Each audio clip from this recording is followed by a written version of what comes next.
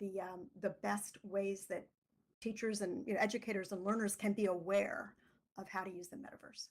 Well, I'm glad to see you're wearing a stack of books on your head. That's very.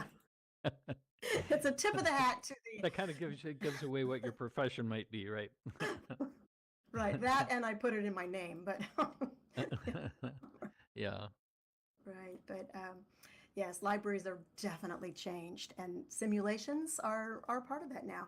And of course, AI is impacting everything. I don't know if you're going to bring that up in your talk, but yeah.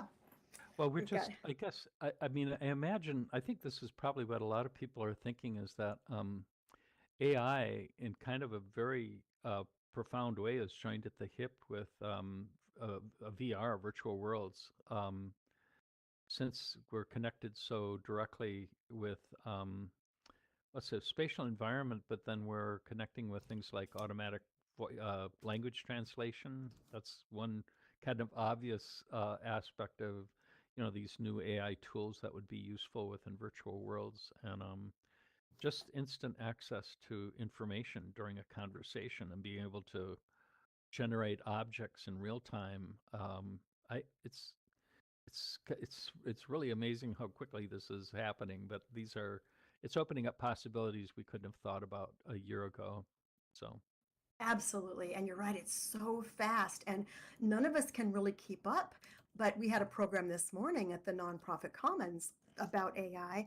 And I feel like all of us here together, that's why we're here, because alone we can't keep up with all these emerging tools and trends. And we can't be everywhere in the metaverse, but together we can get a glimpse into all the places and be aware of how it's all changing. Yeah. Yep. Well, I'm happy to be here, Val, and I really appreciate the invitation. It's really good timing for us to find out more about what you're doing and your organization and the directions that you're going in. So I'm really happy that you invited me to participate. Thank you. And it looks like I'm about to introduce you. We've got 1 minute, and I will say, feel free to share about this consortium to any of your colleagues, because that's what we're here for, is to help others realize, we're here to support you and spotlight the great work people are doing in the metaverse. We're doing the same thing for Virtual Worlds Education Consortium. Marie had a chance to attend our last meeting last month, and she gave a presentation about what you're doing, and so I'm glad that we're connecting at this point, because we're just getting started in network building right now. Excellent. Well, it's the top of the hour, so everyone, let's get started with today's expert series. Welcome, everyone, to our VWEC Metaverse Expert Series. And for those of you that are new, our website is vweconsortium.org. And you can find VWEC on many social media channels right here in the local chat. There's a link tree with many of them. After our presentation, we will move to the deck for a social time for anyone who wants to stay for more conversation. If you need the live stream link today, for closed caption, it's right here in the local chat on YouTube. I am happy to introduce our Metaverse expert speaker to you today, Friday, May 24th, 2024. Bruce Wolcott is currently a co-founder and faculty lead for the Bellevue College XR Lab. The XR Lab is committed to the exploration of spatial computing technologies for teaching and learning, and they've been in operation for 7 years. He has a 25-year teaching history with Bellevue College in digital media arts and communication studies. And prior to his teaching career, Bruce was a commercial optical effects photographer, as well as media production coordinator at the Pacific Science Center in Seattle, Washington. He has a BA in Multimedia and Perceptual Design, as well as a certificate in Virtual Worlds Education from the University of Washington School of Information. And several of us here were also participants in that program. So, ladies and gentlemen, I will turn the mic over to Bruce as we hear about the BC XR Lab introduction and NSF mini grant overview.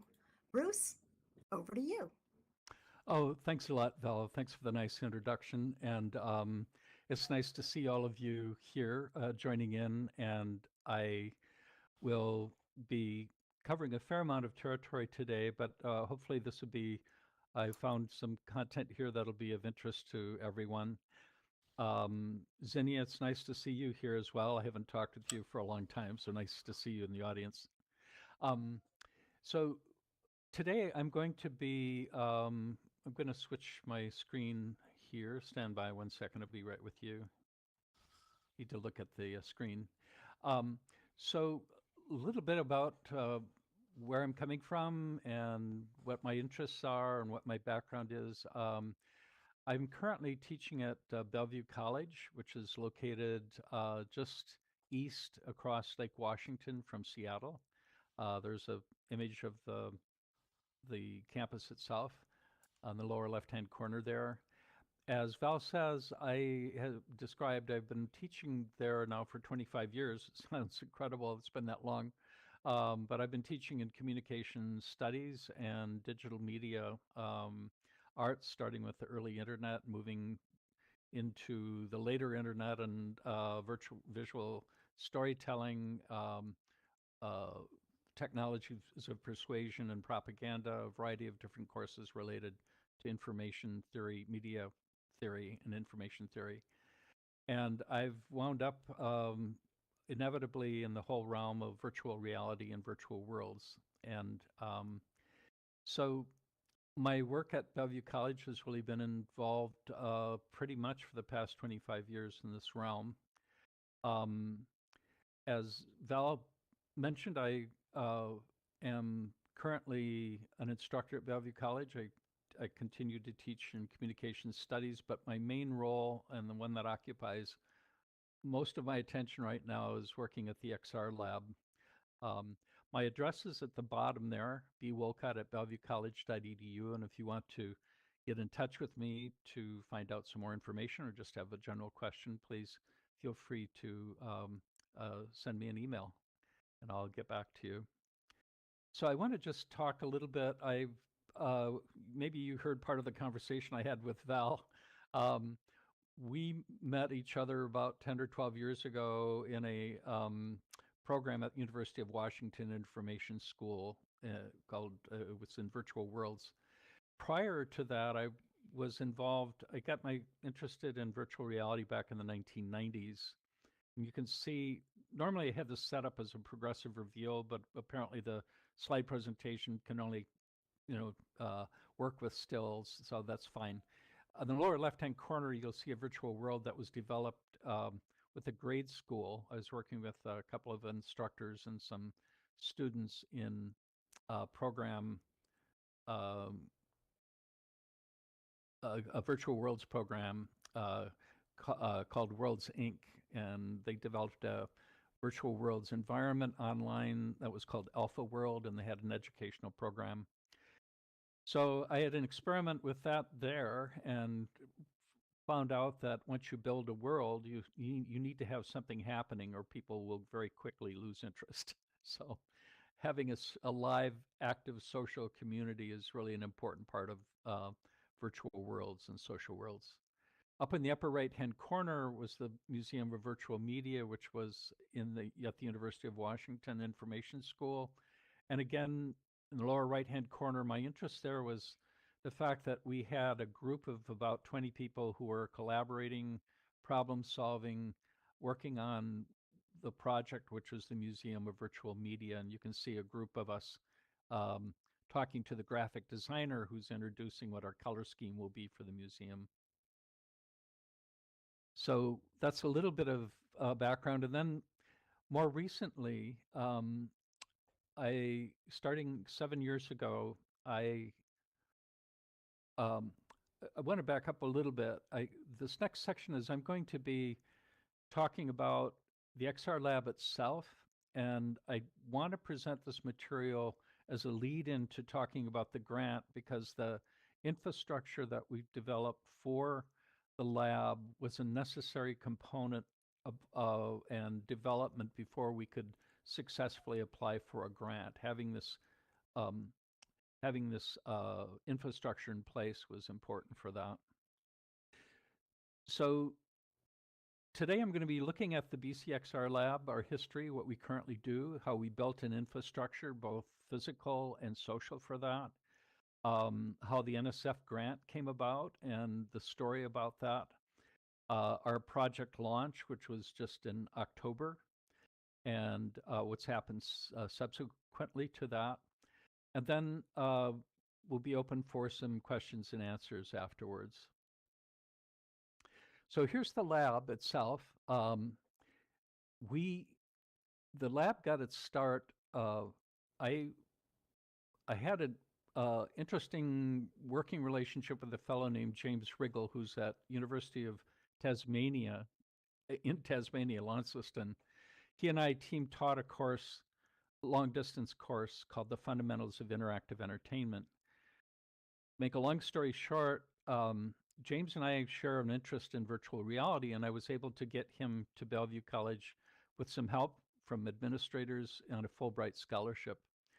And so when he arrived in fall of 2017, he and I were thinking what would be a good project for us, and that's where the XR Lab was, the idea was created. This is what the lab looks like now. We have a main classroom in the back. We have a suite of offices for different kinds of projects that we're working on.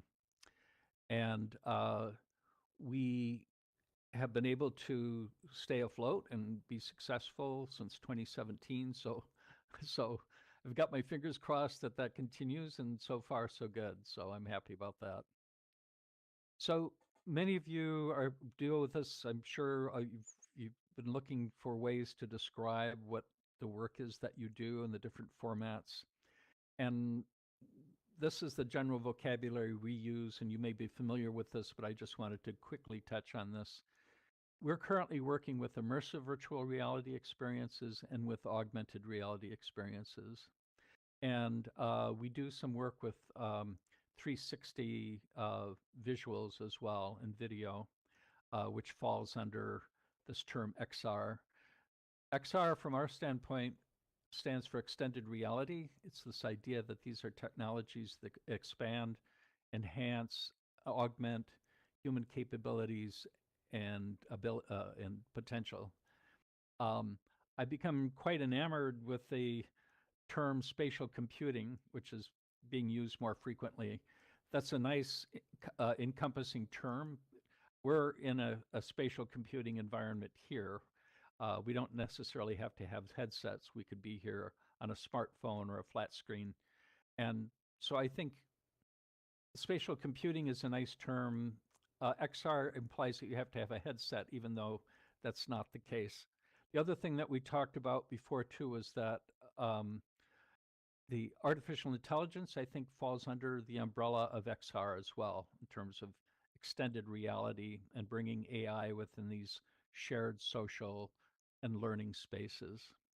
That's the perspective that we're coming into this now with the evolution of these new AI systems and programs. So our goals are these. Our primary directive is that we're using these technologies for teaching and learning. So consequently, we at Bellevue College, we're looking for active student and faculty involvement. We're also looking for what we're doing here, which is cross-disciplinary and institutional networking, cross-disciplinary within the school, Bellevue College itself, among departments, institutional networking where we can connect with schools and programs beyond the walls and confine of Bellevue College. I heard a term which is really interesting related to this, or an expression, which is that as we're entering VR and using these tools, we can look at the entire world as a classroom. And I think that's a valuable concept or idea as we move ahead, that we now have access to the world's knowledge that can be brought to bear within local situations, and the technologies enable that. So we have a number of industry folks that we work with, so that are what we teach at Bellevue College through the XR Lab is current, that we're not relying on information that was developed years ago. So we have industry, members of industry who work with us regularly. And we're also involved with developing XR-related curricula with faculty. Oops. So here's our crew. Currently, this is spring 2024. I won't list all their names here, but I think it's interesting to note that many of our students are international. Valon, for example, is from Congo. Berke is from Turkey. Ong is from Myanmar. Raji is a faculty member who's from India. Maria, we'll bring up a little bit later, is from Bogota, Colombia, and we have regular projects that we do with her as well. Drew is new. He's just our new coordinator. Ron also co-manages with me. The fellow down in the lower left-hand corner just to the right is James, who's the fellow from Tasmania I was talking about. So this is the crew that we work with, and we have a very kind of flexible working system, which has to be that way because all of us are on very different schedules. So one of the challenges that we had right from the very beginning was, what do we do? What is the XR Lab? What is our function? We started with 2 headsets and a computer, and we didn't have a space. We were working with e-learning, so we were really starting with a blank slate. And over time, we've come to define ourselves more clearly. I would say we're still in growth mode. There's parts of what we do now that we're experimenting with. We don't have a definition for exactly some of the things that we do right now, but we're moving in that direction. So teaching is one of the main functions. We sponsor events. We have a number of projects. We have outreach like we're doing now, and we also work with schools and other institutions in the Seattle area. We're also developing an archive and a resource space for XR.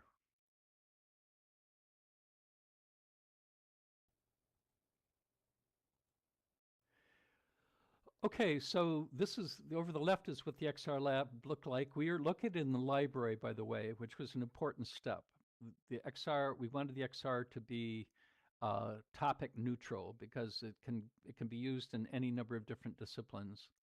So being in the library was a very important step for us so that students coming in all have access to the technology. It's not restricted to being under computer science or under art or under business. It's really an agnostic approach to access to this technology. We have a variety of apps that we use that are already pre-built that we make use of. Also, we host a number of different kinds of projects involving faculty and students. And I'm going to talk about a few of those as we move forward here. These are some interesting ones. Ron Austin was working with a fellow who was a pilot, B-17 pilot during the Second World War. He's now 102 years old. And so we documented, part of this was a documentary of his experiences during the Second World War. Another part of that was that there's a VR program which recreates a mission over Europe in this case it was by the BBC. It was with a British bomber during the Second World War. And you're actually feels like you're physically there. And so he went through that experience. And we thought it would be interesting to find out what the real experience was compared with the virtual ones. And the obvious one was that he said, well, the virtual experience, it feels very real that you're there, present there, but there's no fear because you're not going to be killed. So, and then we've had sculpture projects, anatomy projects, remote lectures, Gina lives in Sequim, Washington. That's where she teaches from. And she was able to create lectures using a VR program. Wei Geiger does Chinese culture and language. And she developed an virtual environment for teaching that topic in that range.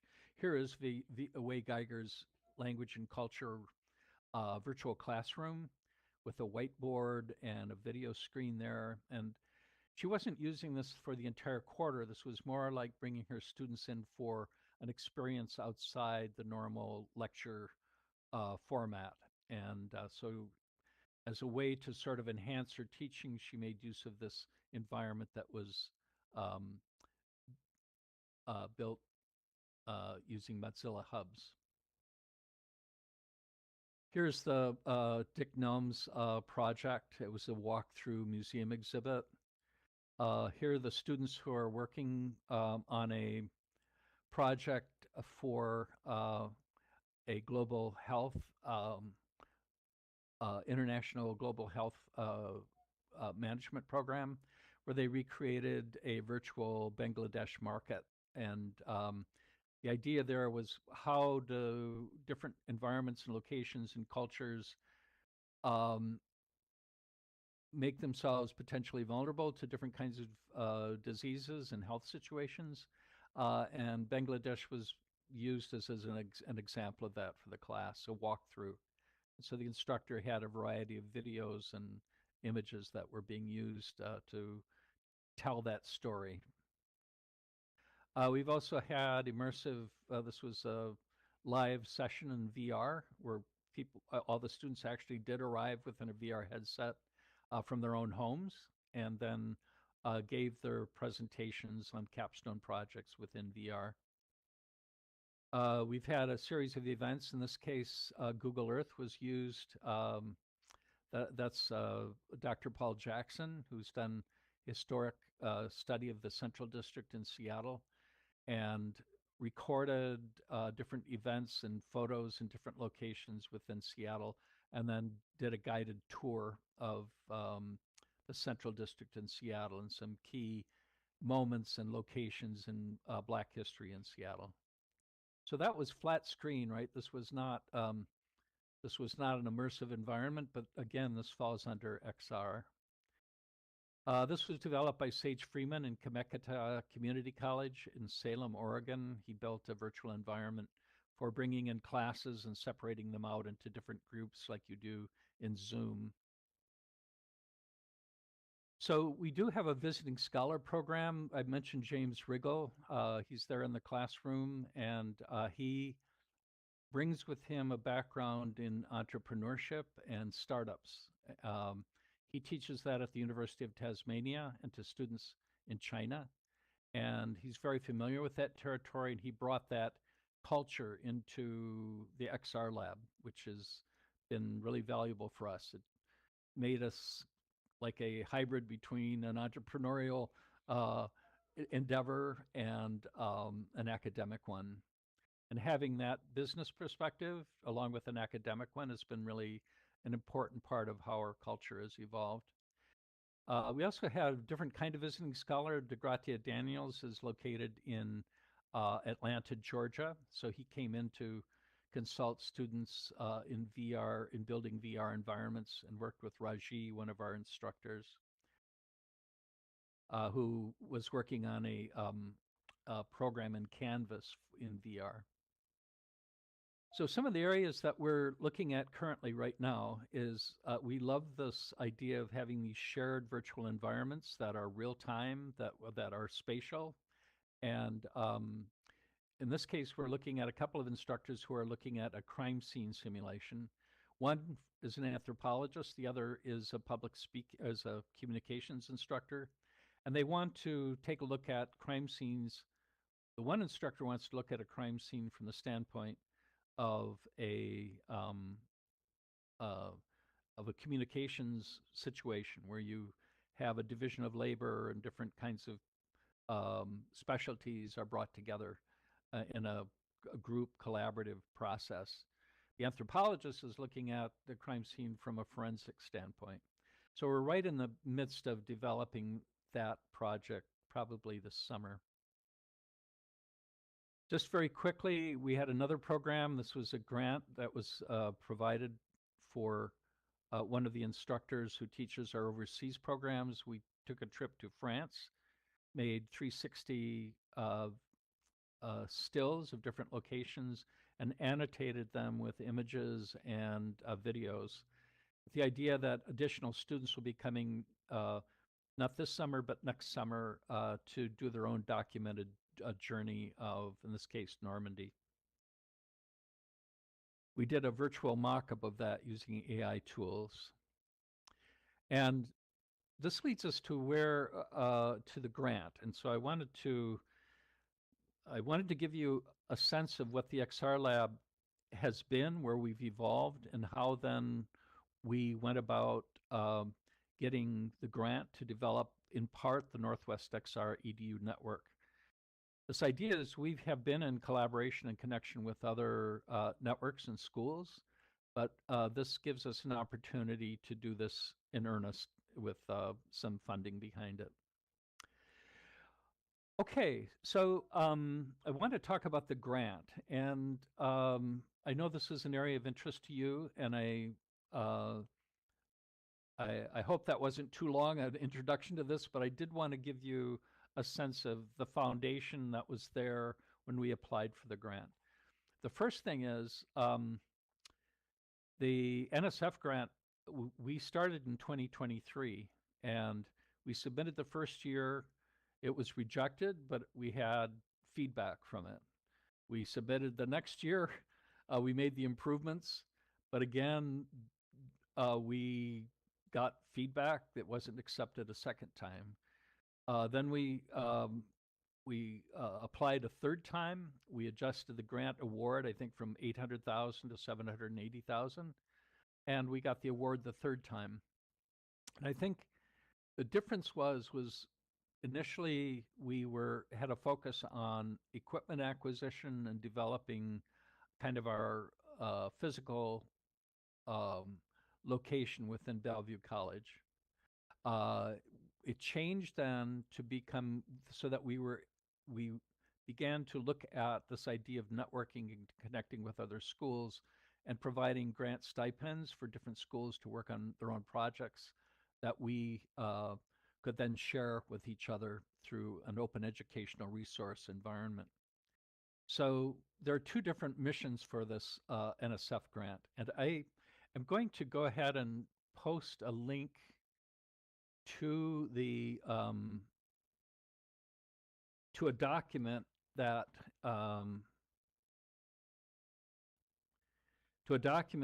will save you from having to look at the full 50 to 60 pages of the original version of the grant. So this is a distilled version in PDF form, and I will go over the salient features of it, and then if you want to look at it more in detail on your own, that would be great.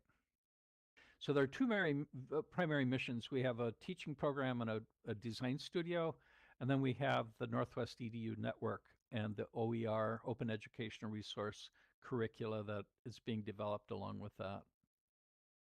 So this is what it looks like. And again, this was a distilled version. This is the boiled down, distilled version of what the grant is about. First of all, we have two tracks. And so the first track, DMA, stands for Digital Media Arts. It's a digital media arts program. The focus for them is to create a back-end development class in VR using Unity, so that students learn how to actually build, from a technical standpoint, virtual worlds environments. And in order to do that, you'll see that the arrow points down to the design lab. We have a design lab that's equipped with 12 high-end computers that will support student work coming from digital media arts. In the bottom track, we have the XR EDU network, which is the XR Lab on the far left. And then there's the EDU network, which is this gathering of different schools and institutions who have written proposals for various projects that they're working on. We'll be having 3 rounds of grant funding, and the grants are $1,000, so they're not like a huge amount, but they provide seed money for getting involved with a variety of different XR related projects and programs at different schools. Our goal for the first round was to get 10 proposals. And what we ended up was we have 30 proposals that were submitted, and we had to whittle that down to 10 for the first round. And we'll have another round that's coming up in the fall.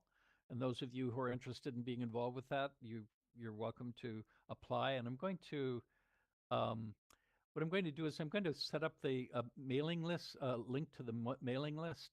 And if you want to find out more information, I can, if you send an email to sign up for the mailing list, I can send you more information about that without getting too much into the weeds right now.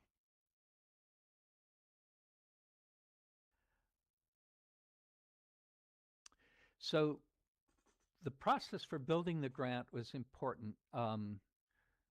First of all, if I was doing this on my own, I couldn't have done it for an NSF grant. There is just too much. There's too much territory that needs to be covered using the right language, using the right approach, understanding what different granting agencies require and expect in a grant. And if you don't have all the T's crossed and I's dotted, you can be turned down for what would seem to be fairly minor things, but they're not. And so the big secret sauce for us was being able to, while we were participating in developing certain parts of the grant, we were under the guidance and leadership of the grants office at Bellevue College. And so having someone, in this case, it was 2 individuals who are working with us to review the materials that we're doing, to reorganize ideas, to make them palatable to the NSF. And that piece was absolutely essential. It's a whole area of expertise into itself when we're going after a large grant like that. And so all I can do is thank Brandon for his heroic efforts in pulling this together, not once, but 3 separate times. The other thing that Brandon said is that if generally on the larger grants like this, it's very common for them to be rejected twice, and that the third time's a charm. And that's what happened with us. So he said if we didn't get it a third time, then we could probably have just forgotten about it, that it probably wouldn't be worth pursuing for a 4th time. So it was a multidisciplinary team. We had members of the XR Lab that were involved. We had the grants office. We had input from administrators at Bellevue College. We had input from some of our industry partners in terms of what current circumstances are technology-wise. So we had brainstorming sessions where we met and made our own contributions, and the heavy lifting then was done by the grants office, as I mentioned before. Another important part of the grant was getting letters of support. We probably had, it was between 15 and 20 letters of support, both from academic sources and from industry sources, providing support for the plan and indicating how they will be willing to support the grant once it gets off the ground. And then we did have an existing network of, I'm thinking specifically of Sage and Monica, who are in Oregon, and they put their shoulder behind this as well. We had an existing informal information network going, and they were able to give their additional support, saying that we want to continue this. And then, as I mentioned before, James Riggle had his contribution from a startup standpoint, and this kind of business entrepreneurial perspective was invaluable for establishing a framework for the XR Lab and the direction that we're going in.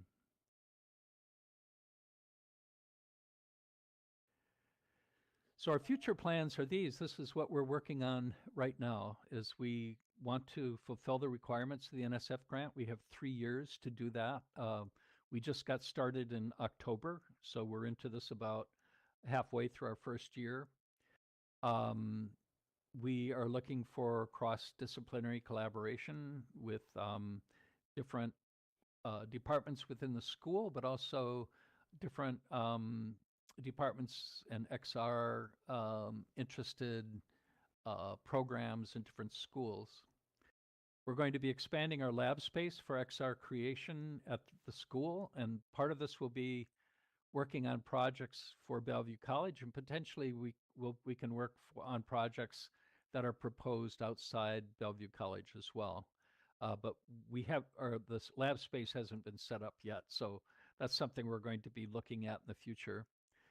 Another important part of this is that we're looking at XR-based resources and a curricula.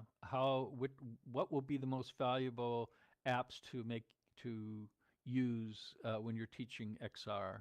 What are the current industry standards? It's basically the discoveries that are made by different schools and participants in the network will be translated into open educational resources that will be available to everyone. So we are also promoting XR technology for teaching and learning at the school, but elsewhere as well. And a main initiative for us is, like it is here at the VWEC, we want to build a robust network community of like-interested educators and people involved with various kinds of teaching and learning using spatial computing. Okay, this was a lot of territory to throw in your direction. This is some contact information. The XR Lab, you can find out more information by going to this XR Lab address.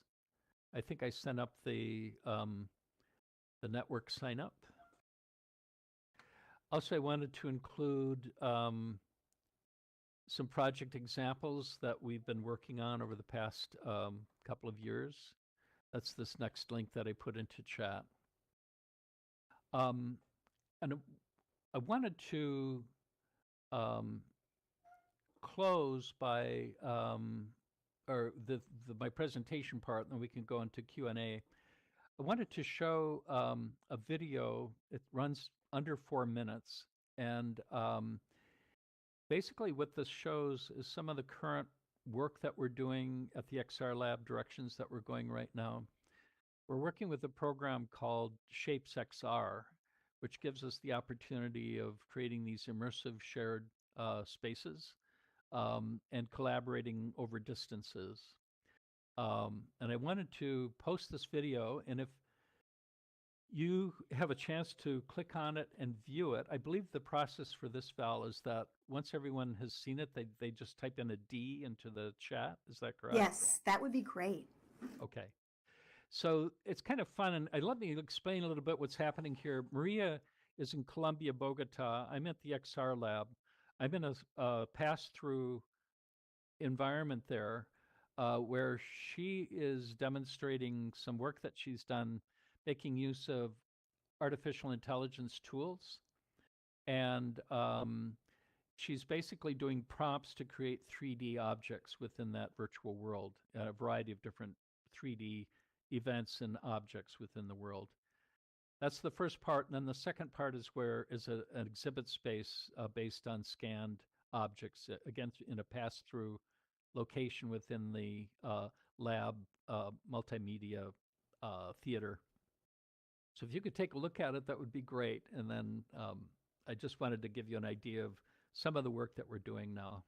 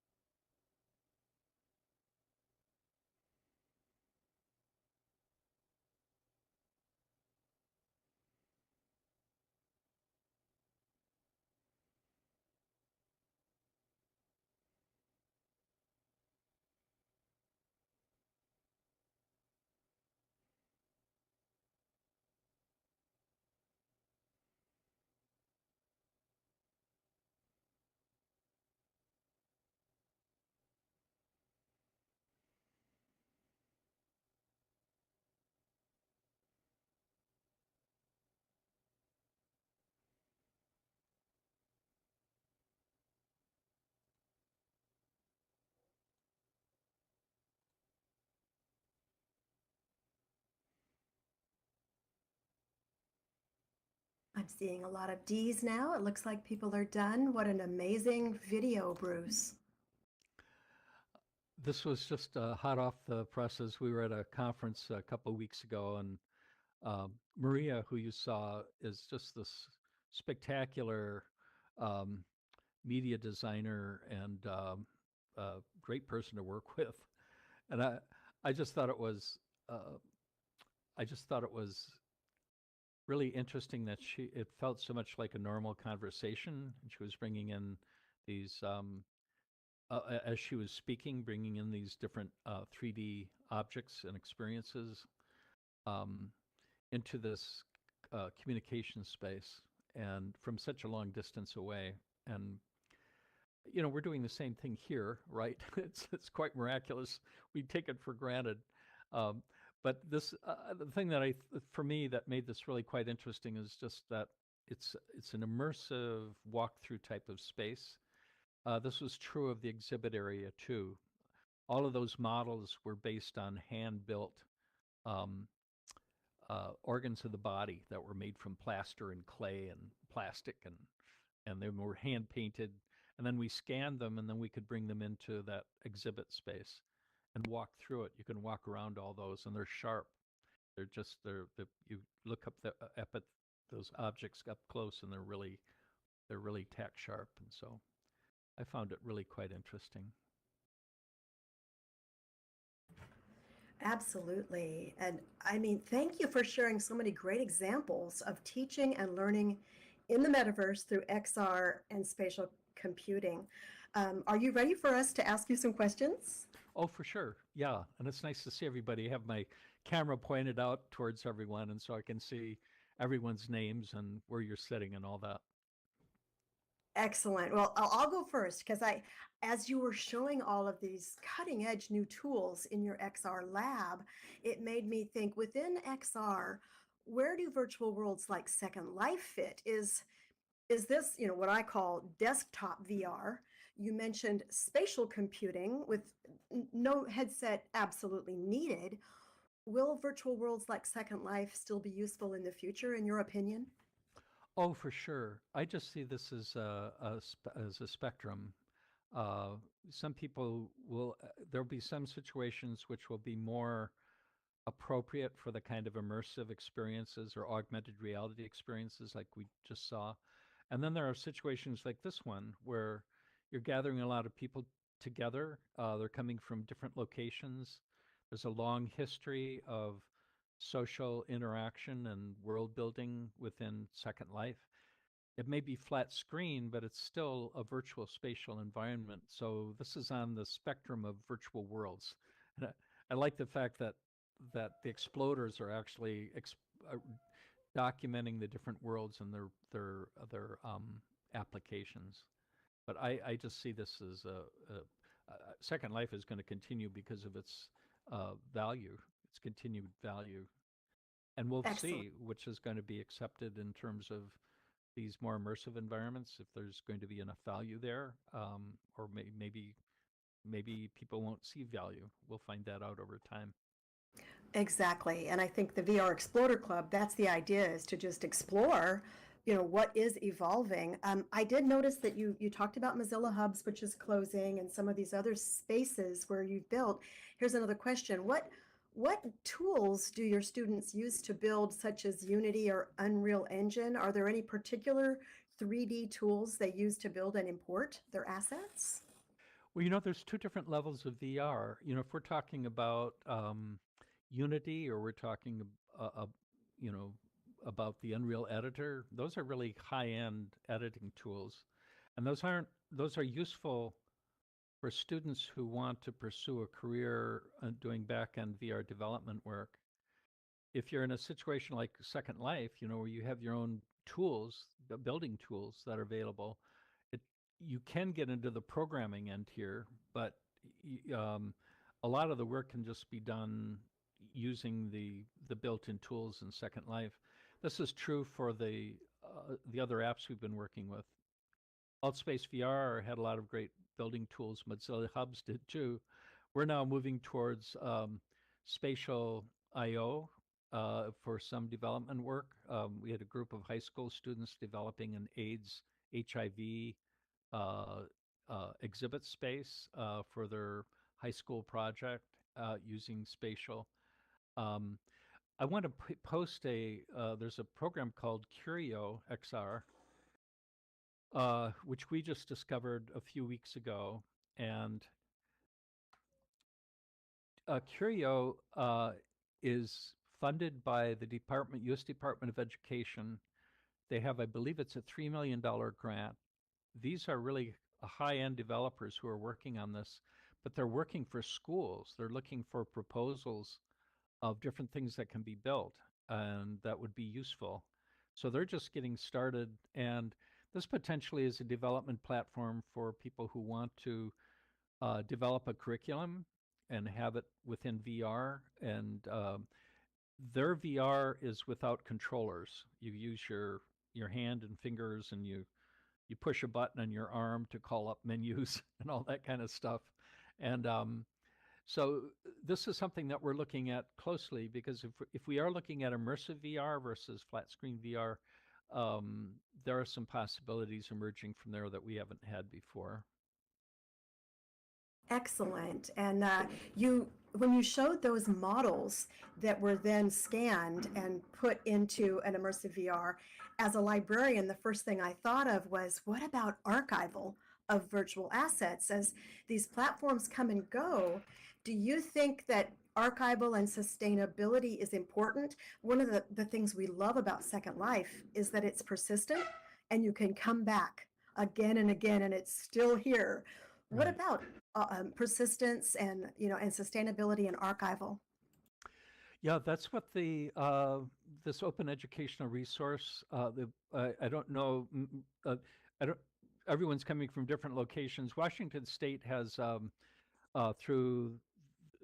through Washington State, the government has a location for open educational resources where faculty in different schools can create curricula, and then they can post them online, and then they're made available on an open source basis.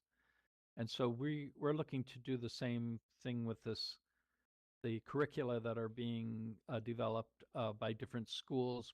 Part of the grant arrangement is that they would be willing to post their material on as open educational resources, as an open source resource. So that's where we're looking to as a permanent archive currently, to where the stuff can go, this work can go.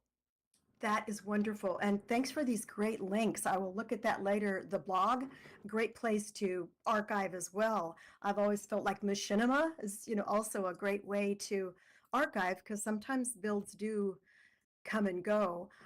One thing that was fascinating is you're embedding AI as it's just rapidly, impacting education and society at large. Um, this AI as part of XR, that's fascinating. But how do you feel about the future of AI bots versus human avatars? Will we need to distinguish between them so we know who's a real human being and who's an AI agent? Well, there's the other piece to this, is that as we communicate and engage with AI, uh, we're being involved. It's a feedback loop. So, for example, the early video games where you go into a video game parlor where kids were playing Donkey Kong and Centipede and um, Missile Command and all those early programs. Excuse me. You could look at this as a feedback loop where the kids are putting the energy into the machine, they're feeding it back in terms of photons and sound, and it's a loop, it's an intelligence loop. And the latest generation of AI, many of you may have seen that demo of the equivalent of Her, where you talk to your phone and the AI talks with you just like another highly intelligent person. That's where the convergence between what's real and virtual is, this is a this is a big issue, right? And do we want to, I mean, this is an individual choice. How much of do we want to sort of become, engaged with forms of AI that are part of our intimate thinking process. I mean, we do this already with our phones. The smartphone is a form of AI. It does things in a very intelligent and helpful way. My sense is, as people get used to these tools, they won't see them as an invading alien force like the Terminator, but it will be more like a helpful and positive part of their lives. Uh, and I think as virtual worlds evolved and communities evolve in virtual worlds, we'll see this influence of AI happening in a similar way. Yes, and it's a huge, huge topic in itself. But I just loved that you mentioned that the XR Lab is in the library and that it's interdisciplinary. I kind of look at this as the library of the future, beyond books. And your project is both global and cross curriculum. So, do you have any simulations that can be visited, or are they all closed to the public at this time? Do you have any goals to share a simulation that people might visit in the future? Let me think. So I do have this French.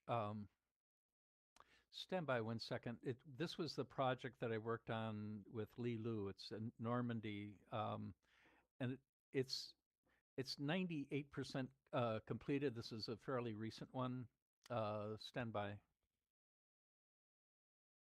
Let's see if I can locate this for you really quickly.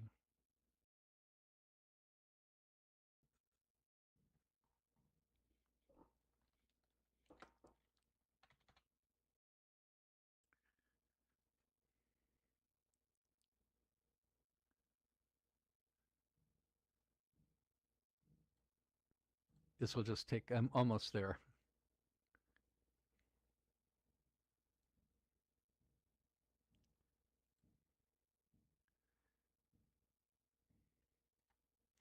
So just sort of an explanation. This was a project that we were working on this past fall. This was funded through the Department of State. Um, it was on norm. It was uh, part of a class that will be going over to France in the summer of 2025. And let me get the link here.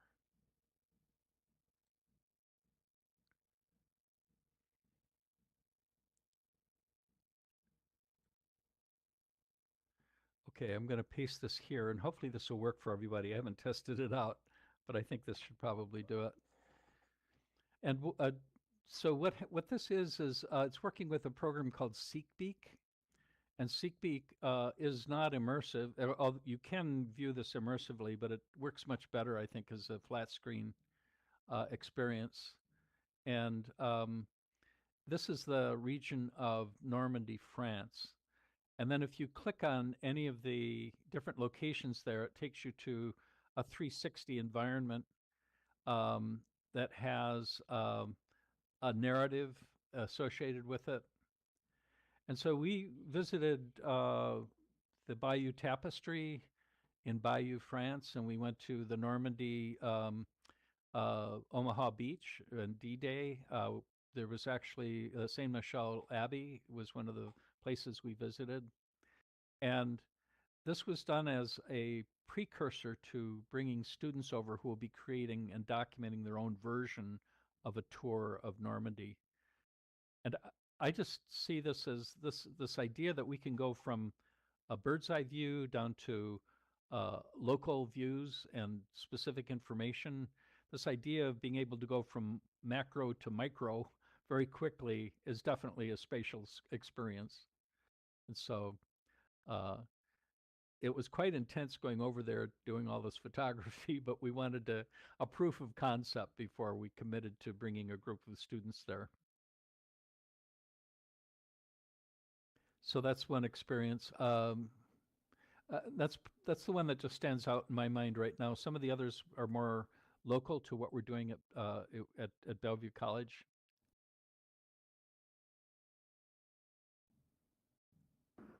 Excellent. Who else has a question for Bruce? Feel free to type it in the local chat if you choose, or feel free to speak out in voice.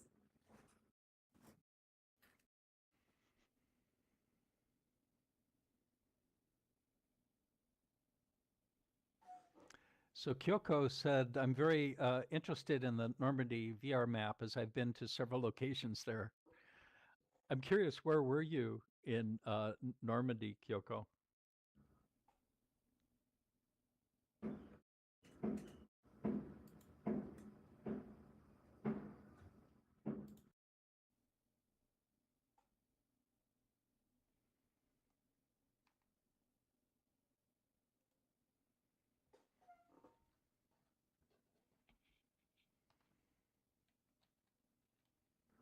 We're not hearing you, Kyoko. If you perhaps your voice isn't working, feel free to type unless you want to try your voice again.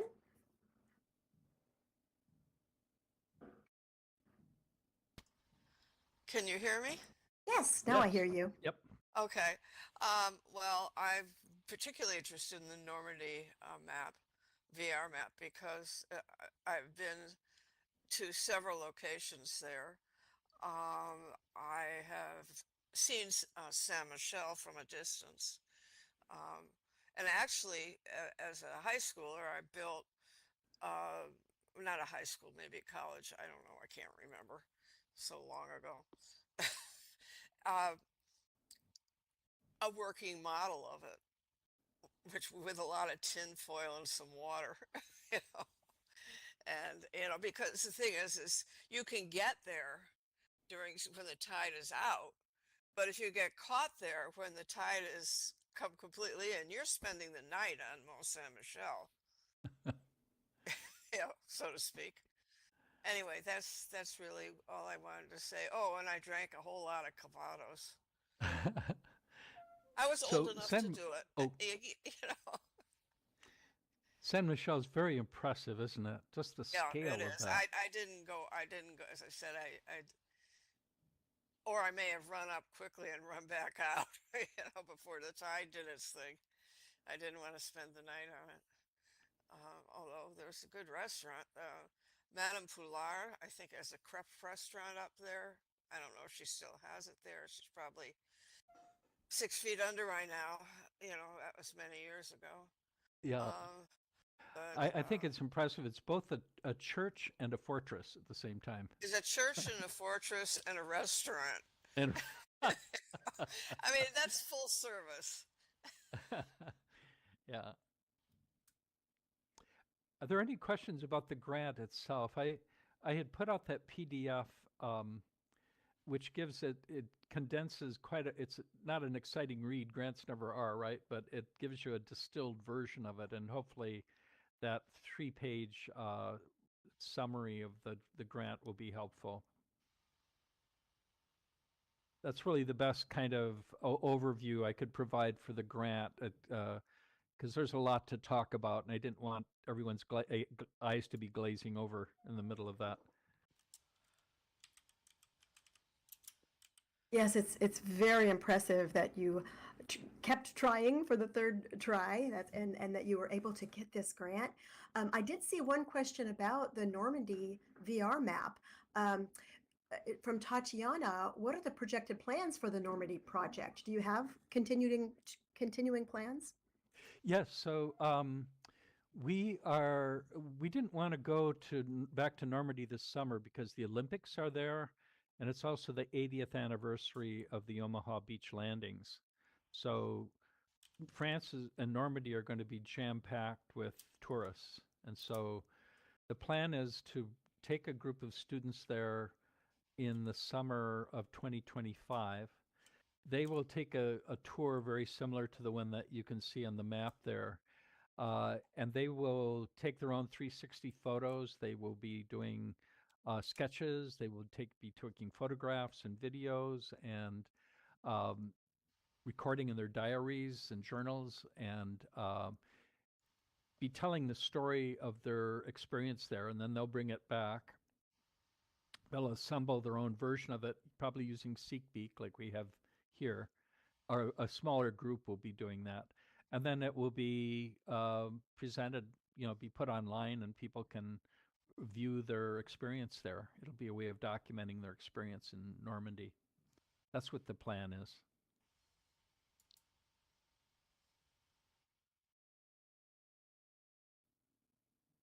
Excellent. And we can continue with more questions, but it is the top of the hour, and I do have a quick little wrap up to say, and then we'll open this up more for further discussion.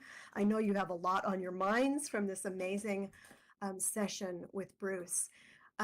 You've given us a lot to think about, including how to share the evolving XR landscapes in the future. And we thank our audience, all of you, for being here with us today.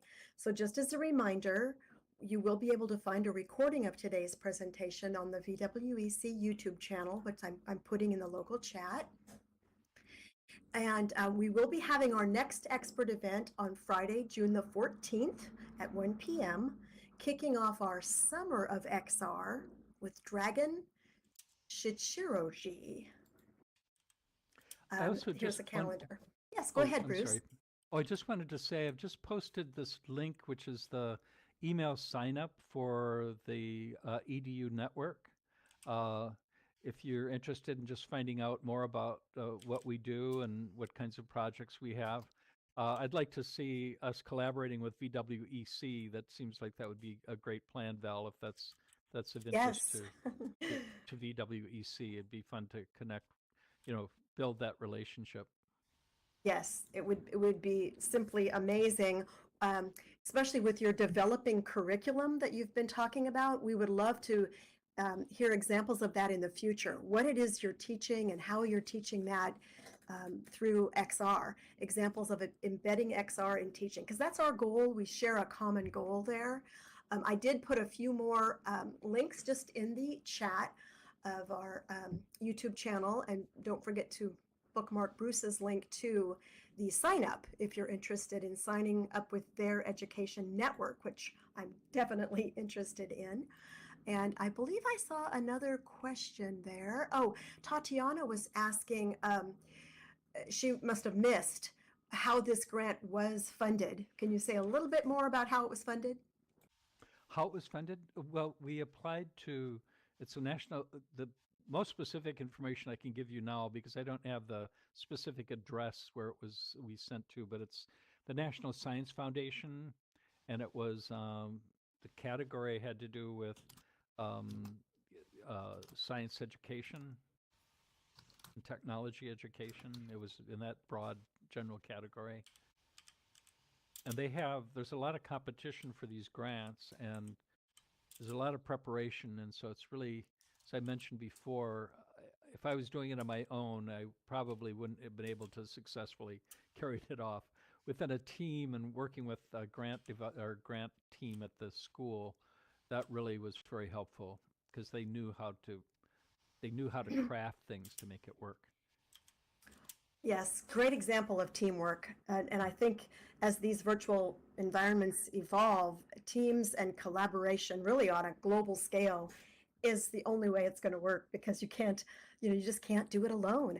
I would like to invite everybody to stand and walk over to the deck, where we like to do our close and our informal, continuing the conversation and discussion with Bruce. If you're willing to stay a little bit longer, Bruce, you all can follow me. We'll walk over Thank you. this way.